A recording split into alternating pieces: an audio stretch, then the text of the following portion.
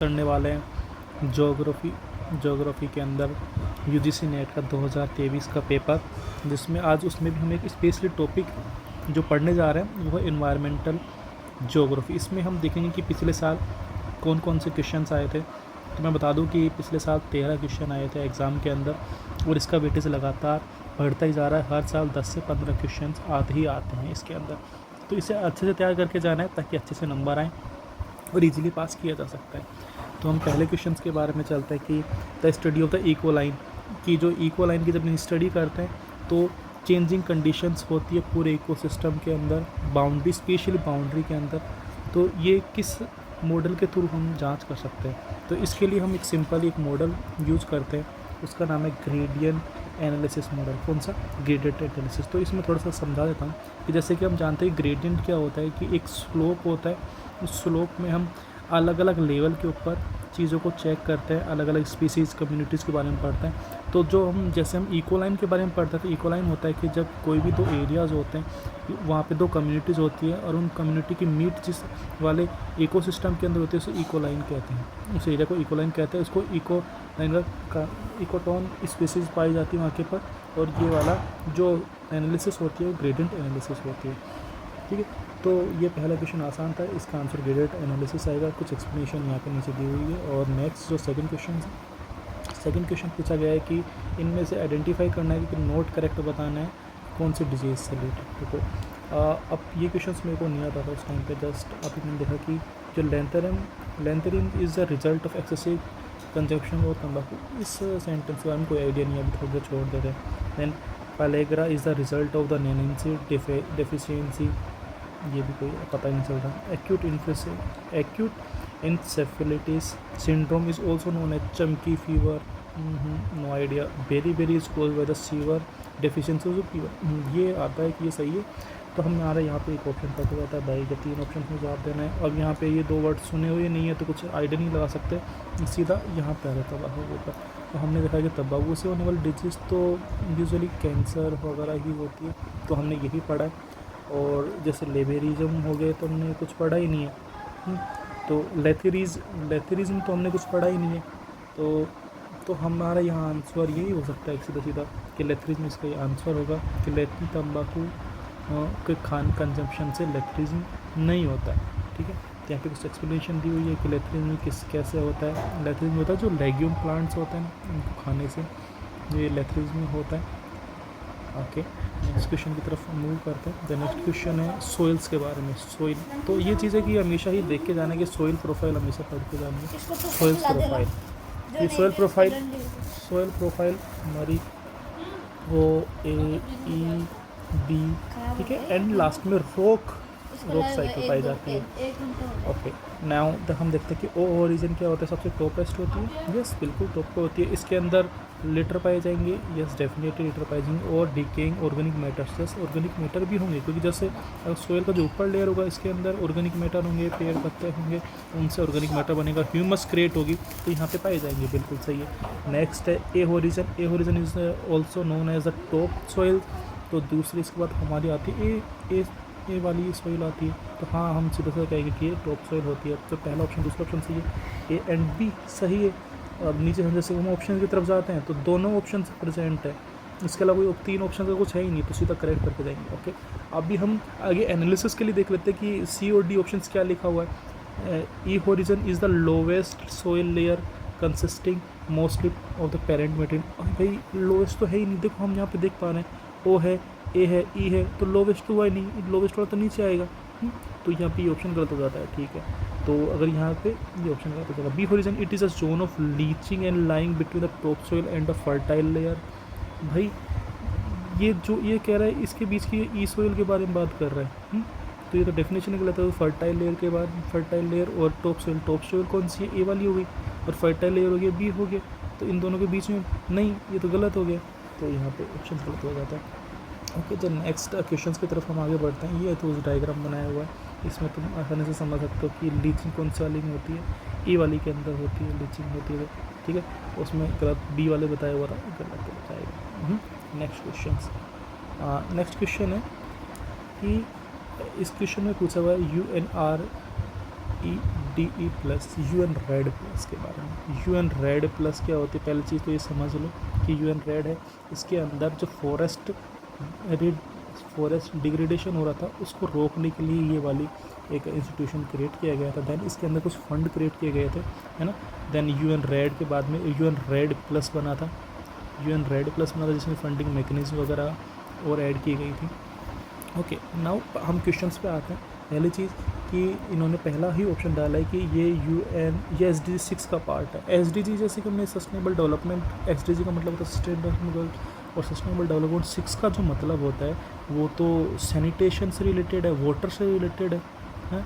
तो अगर हम इसके अंदर बात करेंगे तो फॉरेस्ट के बारे में बात करेंगे, तो फॉरेस्ट एंड वाटर सैनिटेशन तो ये तो नहीं बैठेगा, तो सिंपल सा ये ऑप्शन कट हो जाएगा। हम नीचे आएंगे, ये ऑप्शन कट करेंगे, ये ऑप्शन कट करेंगे, हमारे पास सिर्फ 2 ऑप्शन बचेंगे, C, B, C and D। अब देखो यहाँ से पता चल रहा है कि C ऑप्शन करेक्ट है, तो यहाँ पे देखो plus stand for additional forest related activities to protect, plus बिल्कुल सही है।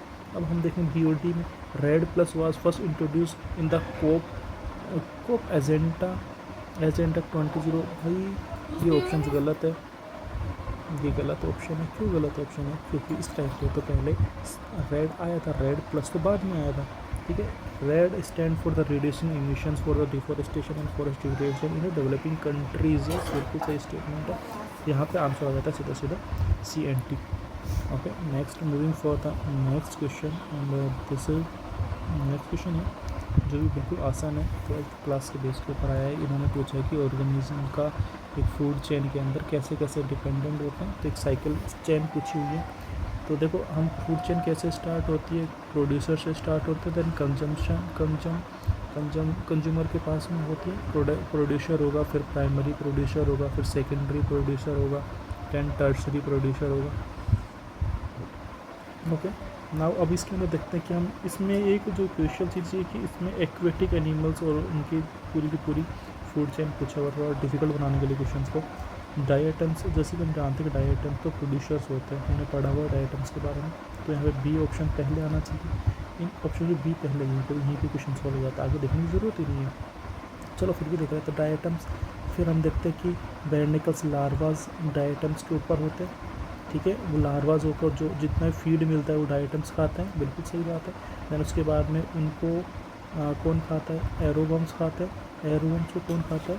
हेरिंग्स फिशेस खाते हैं, ठीक है। देन ये ऑप्शन करेक्ट। नेक्स्ट क्वेश्चन की तरफ चलते हैं। नेक्स्ट क्वेश्चन क्या है कि नेक्स्ट क्वेश्चन में पूछा है कि इन्वर्टेड पिरामिड्स के बारे में, कि इन्वर्टेड पिरामिड ऑफ बायोमास। अब देखो इन्वर्टेड पिरामिड्स के बारे में सीधी सीधी आएगी तो 2-3 चीज़ें आएंगी कि एक तो बिग ट्री का इन्वर्टेड पिरामिड्स होता है, ठीक है। देन एक्वास्टिक सिस्टम का, लेकिन अब इसने पूछा है बायोमास का। अगर यहाँ पे नंबर का पूछा जाता तो सीधा सीधा हम बिग ट्री करते थे, यहाँ पे आंसर हो जाता है, लेकिन अभी यहाँ पे आंसर नहीं है। यहाँ पे पूछा बायोमास का, बायोमास पूछा तो यहाँ पे होगा एक्वाटिक सिस्टम, क्योंकि जैसे कि हमने पढ़ा है कि जो बायोमास होता है, जो बिग फिशेज़ होती है उनका बायोमास ज़्यादा होता है, एंड फिर कंपेरेटिव में कुछ छोटी छोटी फिशेज़ होती है उनका बायोमास के तुलना में। देन लास्ट के अंदर जो सबसे आती है बिल्कुल छोटी फिशेज़, या फिर जो लास्ट शुरू में ये जू प्लैंक्टन्स एंड फाइटोप्लैंक्टन्स होगा, जिनका एक पर्टिकुलर एरिया के अंदर बायोमास बहुत ही कम होगा, जितना कि एक बड़ी मछली का होता है, बिग फिशेज शार्क वगैरह का होता है। तो सिंपल सा है ये, तो to the point factual question है, एक बार में कर देना चाहिए। ओके, नेक्स्ट क्वेश्चन है कि इसमें पूछा हुआ है कि एक असर्शन दिया हुआ है कि urban heat island is metropolitan area which is warmer than the surrounding rural area. हाँ बिल्कुल सही बात। अर्बन हीट आइलैंड कैसे होता है कि अर्बन हीट आइलैंड एक पूरा एरिया होगा जो अर्बन होगा, ठीक है, और पूरा वार्मर होगा, क्योंकि अर्बन हीट आइलैंड का मतलब ये होगा हीट का बात हो रही है तो मतलब वार्मर होगा, ठीक है, और surrounded by the rural area, और यहाँ पे चारों तरफ रूरल एरिया रहेगा। तो पहला स्टेटमेंट सही है। ओके, नेक्स्ट देखते हैं कि ये रीज़न सही दे रहा है कि नहीं दे रहा। कि जो ये हीट होती है ना, हीट किसके द्वारा क्रिएट होती है? जो वहाँ के लोग होते हैं वो बिल्डिंग्स, कार्स, बसेज और ट्रेन के थ्रू, और ये एग्जैक्ट चाहिए, इसलिए एकदम सही एक्सप्लेनेशन दे रहा है, तो इसका सीधा आंसर हो जाएगा, करेक्ट एक्सप्लेनेशन दे रहा है, ये ऑप्शन हो जाएगा। नेक्स्ट क्वेश्चन की तरफ हम चलेंगे। ओके, नेक्स्ट क्वेश्चन ये है कि हमें बताना है कि किसने डिवाइड किया था वर्ल्ड इकोसिस्टम को on the basis of harvest method and net primary productions. तो अब ये जैसे कि अब तो इन्होंने सीधा सीधा इकोसिस्टम की बात हो रही है, तो इन्होंने सीधा सीधा उलझाने के लिए स्टार्टिंग के 2 ऑप्शन किए, हैकल्स एंड ओडा। और ये इसका आंसर नहीं है, इसका आंसर आएगा व्हीटकर। क्यों? क्योंकि व्हीटकर ने एक क्लासिफिकेशन दिया था जो कि हार्वेस्टिंग मेथड और नेट प्राइमरी प्रोडक्शंस के ऊपर था। ठीक है, अगर हम चलते हैं नेक्स्ट क्वेश्चन की तरफ, 9th वाला क्वेश्चन, इसके अंदर हम देख रहे हैं कि 2 स्टेटमेंट दिए हुए हैं। पहला स्टेटमेंट बात कर रहा है कि the state shall endeavour to protect, improve and the environment and the safeguard of the forest, wildlife of countries.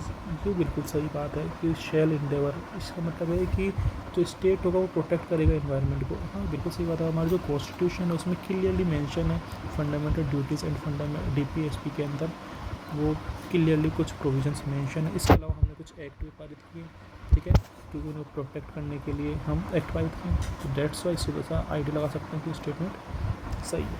It shall be the duty of the every citizen to protect and improve the nature home. अब देखो fundamental duty जब भी हम पढ़ेंगे ना, तो हम यहाँ देखेंगे कि उससे हमें सीधा सीधा से ये आंसर आ जाएगा कि एग्जैक्ट लिखा हुआ है कि ये ड्यूटी है सिटीजन्स की कि वो अपने एनवायरनमेंट को और को प्रोटेक्ट करे और उसे इम्प्रूव करे। तो यहाँ पे दोनों स्टेटमेंट सही है, आंसर ये हो जाएगा। नेक्स्ट क्वेश्चन, द कल्प फॉरेस्ट क्या होता है?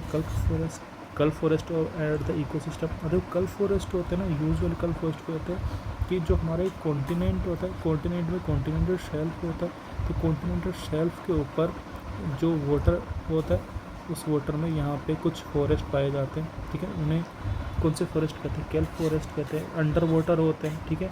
तो यहाँ पे 2 ऑप्शंस के अंदर हम फंस जाएंगे, या तो बोरेल होगा फिर मरीन होगा, ठीक है। यहाँ पे तो ऑप्शन ही कट गए, तो बोरियल होगा। देखो अब यूजुअली ये टेम्परेट रीजन में पाए जाने की वजह से इन्हें बोरियल कहा जाता है। और मराइन में क्या होता है? शैलो मैराइन्स भी बोल सकते हैं, लेकिन शैलो साइड में पाए जाते हैं, बट ये इनकी लोकेशन के आधार पर इसे बोरेल सही आंसर हो जाएगा। अब नेक्स्ट क्वेश्चन के बारे चलते हैं। अब इसमें वापस से एक सोइल रिलेटेड क्वेश्चन आया है कि किस प्रकार से लेटराइजेशन सोइल, पोडोसोलाइजेशन, ग्लेजेशन, कैल्सिफिकेशन, ठीक है, ये और इनसे रिलेटेड क्लाइमेट के बारे में। अब देखो हम जब भी लेटराइट सोइल के बारे में पढ़ते हैं तो हम क्या पढ़ते हैं कि इक्वेटोरियल रीजन के अंदर होती है, लीचिंग सबसे ज़्यादा होती है, ठीक है ना। अब हम बात करें इक्वेटोरियल रीजन होता है। अब इक्वेटोरियल रीजन में टेम्परेचर क्लाइमेट कैसा होता है? हॉट होता है एकदम, एंड और कभी बारिश आ सकती है तो तुरंत की तुरंत धूप आ रही है, धूप आते आते तुरंत की तुरंत बारिश भी आ सकती है। तो मतलब हॉट एंड वेट क्लाइमेट पाया जाएगा। Hot and wet climate laterite soils वहीं पाई जाएंगी, ठीक है। तो यहाँ से इसमें नीचे ऑप्शंस में देखिए हॉट एंड वेट कहाँ पे आ रहा है? बी ऑप्शन में, A और 2, है ना। अब जैसे कि हम नीचे की तरफ चलते हैं ऑप्शंस में देखते हैं कि A और 2 कौन से ऑप्शन में मिल रहे हैं, ठीक है। यहाँ पे ये दोनों ऑप्शन से मिल रहा था, यहाँ पे ये ऑप्शन तो कट ही हो गए, हाँ, सबसे आसान हो गया हमारे लिए और खाना। एक बार ढूंढ लिया तो पूरा आंसर आ जाएगा। अब जैसे कि हम यहाँ पे देखिए कैल्सिफिकेशंस। अब देखो जहाँ पे हमने कैल्सीफाई सोइल्स के अंदर हमने पढ़ा था कि जो हमारी डेजर्टिक सोइल होती है ना, डेजर्टिक सोइल्स, उसके अंदर क्या होता है कि कुछ कैल्सिफिकेशन पाया जाता है, सैंड पाई जाती है, ठीक है। और वो एरिया कौन सा होता है? वो एरिया कौन सा होता है? एरिड एरिया होता है, ठीक है। एरिड एरिया के अंदर कौन सी सोइल पाई जाती है? कैल्सिफाइड सोइल्स पाई जाती है, तो एरिड एरिया, हाँ। और सेमी एरिड एरिया, एरिड और सेमी एरिड एरिया। तो यहाँ पे एरिड देखेंगे, एरिड नहीं मिल रहा तो हम सेमी एरिड के ऊपर चले जाएंगे। डी में 3 ये ऑप्शन हो गया।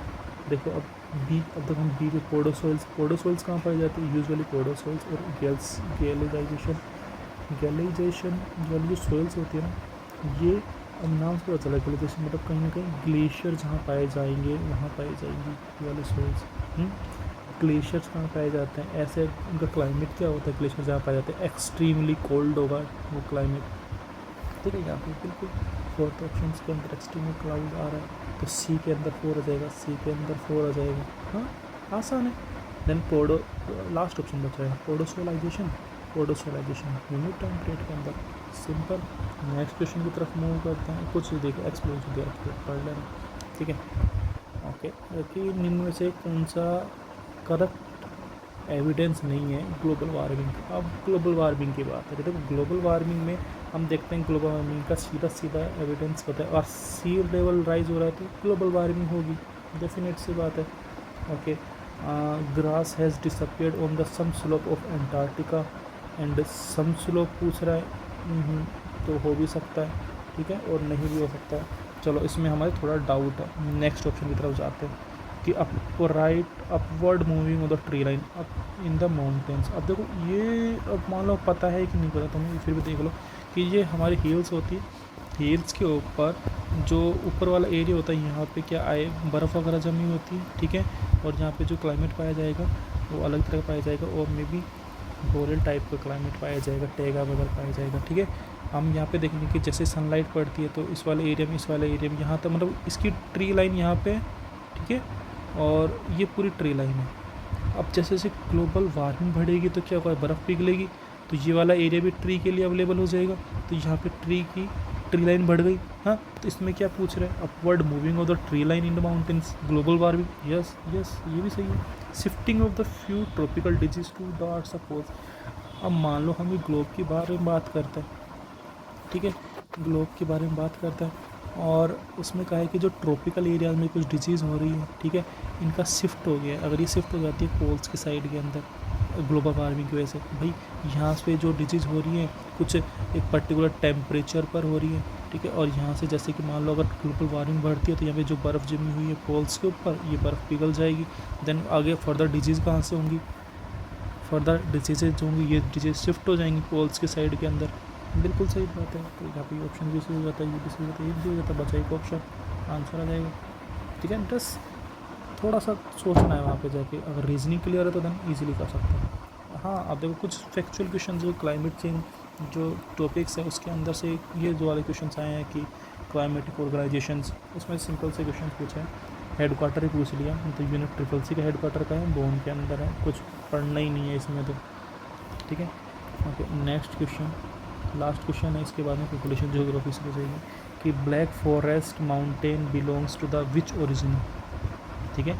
अब ये चीज़ तो जैसे याद होनी, जैसे हम यूरोपियन ओरिजिन के बारे में बात करते हैं ना, यूरोपियन ओरिजिन, तो यूरोपियन ओरिजिन के अंदर ये सारे आ जाएंगे, अल्पाइन आ जाएगा, कैलोडोनियन आ जाएगा, हार्लीनियन आ जाएगा, तो ना थोड़ा कॉम्प्लेक्स क्वेश्चन था, ये फैक्चुअल क्वेश्चन माना जाएगा, अगर आता है तो आता है, नहीं आता तो नहीं आता है, ठीक है।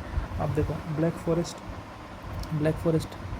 अब इसमें आपको अगर ये याद है कि हर्सिलियन ओरिजिन से बिलोंग करता है तो आपका आंसर सही हो जाएगा, नहीं तो फिर आप बैठे रहो, छोड़ के आ जाना, ठीक है। ये तो फैक्चुअल क्वेश्चन से बताना ही चाहिए।